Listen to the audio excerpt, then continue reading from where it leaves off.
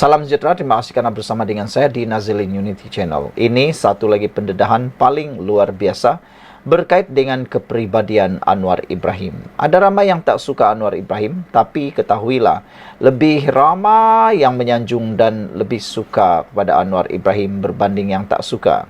Terkini, satu lagi pujian tertinggi diberikan kepada Datuk Seri Anwar Ibrahim, bukan daripada orang biasa tetapi daripada Dr. Mazhar.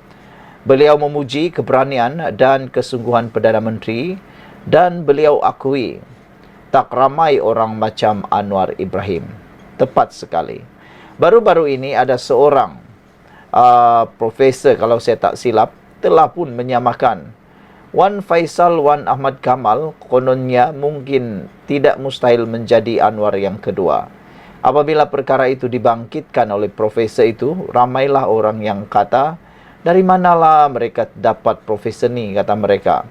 Bagaimanalah dia boleh berfikir pula untuk menyamakan Wan Faisal Wan Ahmad Kamal mungkin boleh menjadi Anwar Ibrahim yang kedua. Ini kata mereka, bagaimana nak menyamakan kalau Anwar Ibrahim berjuang bukan untuk satu parti sahaja, tapi dia berjuang untuk semua bangsa pada waktu itu. Manakala Wan Faisal Wan Ahmad Kamal turut juga berjuang untuk Malaysia, berjuang juga untuk bangsa yang lain, tetapi mempunyai parti yang adalah lebih kepada berakar umbikan Melayu Islam. Selain daripada itu, mereka juga kata kepintaran Anwar Ibrahim jauh meninggalkan Wan Ahmad Faisal Wan Ahmad Kamal. Ini apabila mereka mengaitkan dan mengingat semula tindakan-tindakan Wan Faisal mencadangkan beberapa cadangan yang memang agak luar biasa hebatnya. Antaranya ialah gesaan supaya mencetak wang kertas lebih banyak untuk dapat menangani masalah inflasi dan kekuatan ekonomi. Wah, itu paling kena antam habis-habisan oleh netizen. Kata mereka, siapalah dia ni sampai itu pun tak tahu, kata mereka lagi. Hari ini, Dr. Mazhar pula puji keberanian kesungguhan Perdana Menteri dan beliau kata, tak ramai orang seperti Anwar Ibrahim. Mufti Perlis Datuk Muhammad Asri Zainul Abidin memuji keberanian Perdana Menteri Datuk Seri Anwar Ibrahim yang terbuka menyampaikan ucapan duka cita serta mengutuk sekerasnya pembunuhan pemimpin Hamas Ismail Haniyeh. Menerusi satu video, Muhammad Asri yang lebih dikenali sebagai Dr. Mazhar berkata, dalam keadaan ramai pemimpin Islam dunia takut untuk menzahirkan simpati terhadap apa yang berlaku, Anwar pula menonjol dengan tindakan beraninya. Duka cita kerana ramai pemimpin-pemimpin umat Islam yang takut untuk menzahirkan sokongan atau simpati yang menimpa rakyat Palestin, terutama negara Arab. Kita puji negara Malaysia, Perdana Menteri sendiri ke atas kesungguhan beliau menyatakan simpati di atas apa yang berlaku, katanya. Hari ini tak ramai orang seperti YB Perdana Menteri yang secara berani mengucapkan ucapan duka cita. Yang lain mungkin akan membisu termasuk pemimpin agama, kata beliau lagi. Anwar pada semalam mengutuk sekeras-kerasnya pembunuhan Ketua Biro Politik Hamas Ismail Haniyeh di Tehran. Beliau yang menghubungi pegawai politik Hamas, Dr. Bassem Naim, sempat menyampaikan ucapan takziah dan menyatakan sokongan tidak berbelah bahagi kepada rakyat Palestin. Sementara itu hari ini, Jabatan Kemajuan Islam Malaysia JAKIM akan mengadakan solat jenazah gaib di atas pemergian Ismail Haniyeh yang dibunuh rejim Zionis di 3 masjid utama di bawah kelolaannya selepas solat maghrib pada Khamis. Ketua pengarahnya Datuk Hakimah Muhammad Yusuf berkata, 3 masjid berkenan ialah Masjid Negara Kuala Lumpur, Masjid Putra dan Masjid Tuan Kumizan Zainal Abidin di Putrajaya. Sekian untuk kali ini, jangan lupa tinggalkan komen anda, tekan butang subscribe. Bye-bye. Selamat petang, salam sejahtera. Terima kasih karena bersama dengan saya di Nazilin Unity Channel. Ada netizen kata padan muka Adun Rembia.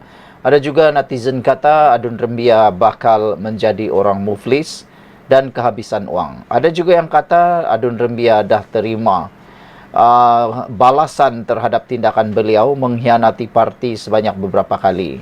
Ada juga yang kata Adun Rembia dah kena hukum karma. Ada juga yang kata lebih baik Adun Rembia letak jawatan saja. Kalau dia tidak mampu bayar 100 juta ringgit ini, dia akan mampu menjadi muflis dan secara tidak langsung akan kehilangan kelayakan menjadi ahli Dewan Undangan Negeri dan YB.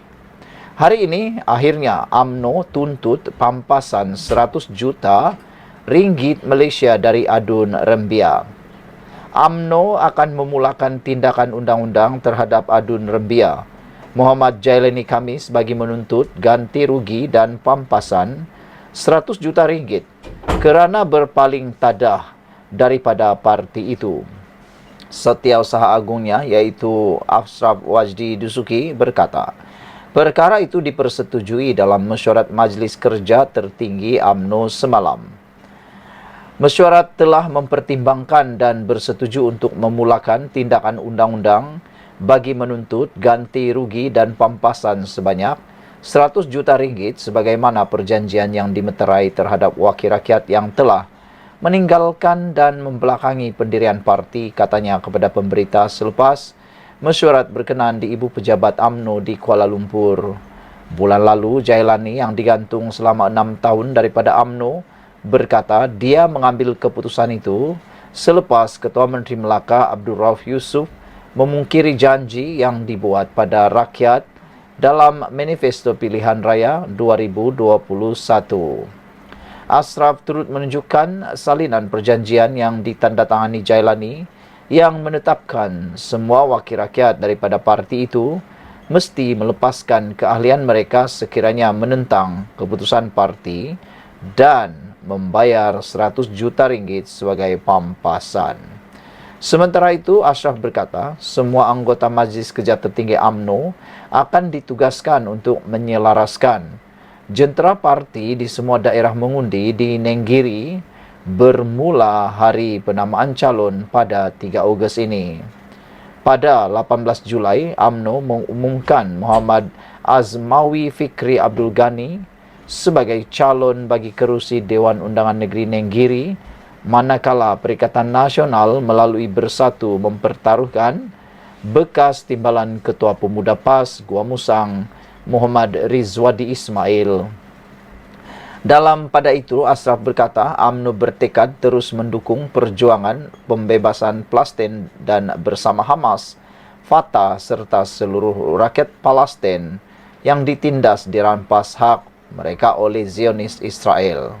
UMNO melalui wakil parti dalam Kerajaan Perpaduan Malaysia akan terus memperjuangkan hak dan menuntut keadilan di pentas antarabangsa agar kekejaman dan sifat kebinatangan Israel dihukum sekeras-kerasnya oleh masyarakat dunia dan negara-negara yang ikhlas cintakan keamanan dan keadilan, katanya. Terdahulu dilaporkan bahawa pemimpin Hamas Ismail Haniyeh dibunuh di kediamannya di Tehran, Iran.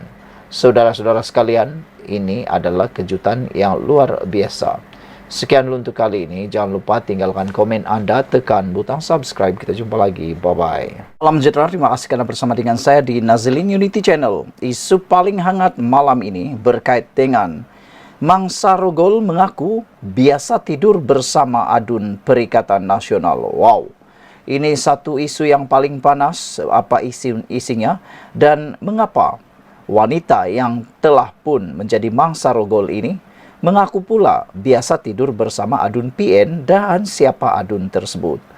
Seorang wanita yang dirogol rakan ahli Dewan Undangan Negeri Adun Gombak Setia, Muhammad Hilman Idham, turut mengaku biasa tidur bersama wakil rakyat daripada Perikatan Nasional PN itu.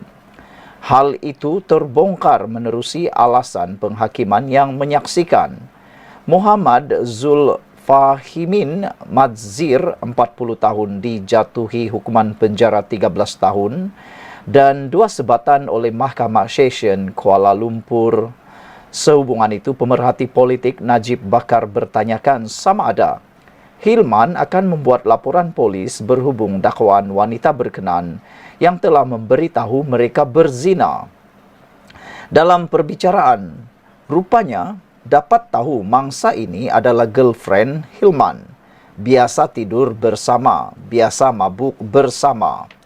Hari kejadian itu, hari jadi mangsa. Hilman bawa dia celebrate. Bila dah mabuk, ditempahnya bilik hotel dan ditinggalkan mangsa dengan Zulfahimin. Dia bagi je girlfriend. Dia kat kawan sendiri. Sharing is caring code. Mereka sungguh adun PN ini rupanya ya berlinya. Dalam masa sama, Najib menyarankan agar laporan kepada Jabatan Agama Islam berkaitan perlakuan terkutuk itu dibuat. Kalau Hilman tak lapor, kira betul lah kan soal beliau. Boleh dah ni buat laporan kepada Jabatan Agama Islam terhadap adun PN ini kerana berzina, tulis Najib lagi. Untuk rekod, orang ramai boleh memuat naik atau memuat turun alasan penghakiman kes rogol yang membabitkan kenalan pemimpin PN berkenaan. Menerusi dokumen mahkamah itu, Hilman menjemput wanita berkenaan untuk sambutan ulang tahun kelahiran di sebuah restoran di hotel berkenaan bersama tertuduh iaitu Zulfahimin dan beberapa lagi rakan lain pada penghujung tahun 2020. Selepas makan malam di restoran itu, mereka beredar ke bilik karaoke, namun melihat keadaan mangsa yang mabuk, tertuduh mencadangkan bilik hotel ditempah untuk menempatkan wanita tersebut. Hilman telah memapah mangsa ke bilik hotel bersama tertuduh dan 3 lagi individu. Namun, mangsa menyedari berada dalam keadaan bogel lalu setelah terjaga pada jam 4.30 pagi 5 Disember tahun 2020 lalu, dia membuat laporan polis berhubung kejadian tersebut. Mahkamah Session Kuala Lumpur akhirnya menjatuhi Muhammad Zulfahimin Mazir 40 tahun dengan hukuman penjara 13 tahun dan 2 sebatan. Bapa kepada 3 anak berkenan didakwa merogol seorang wanita berusia 35 tahun di sebuah bilik hotel di Sri Hartamas pada jam 1 hingga 3 pagi pada 5 Disember 2020. Mangsa rogol mengaku biasa tidur bersama adun PN si Hilman tu dalam keterangan mahkamah. Ingat tak kes kawan si Hilman yang disabit kes rogol tu?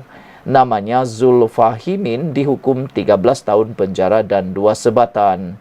Tulis Najib Bakar @Najib Bakar di laman Twitter X beliau. Sekian dulu untuk kali ini. Jangan lupa tinggalkan komen anda, tekan butang subscribe. Bye-bye.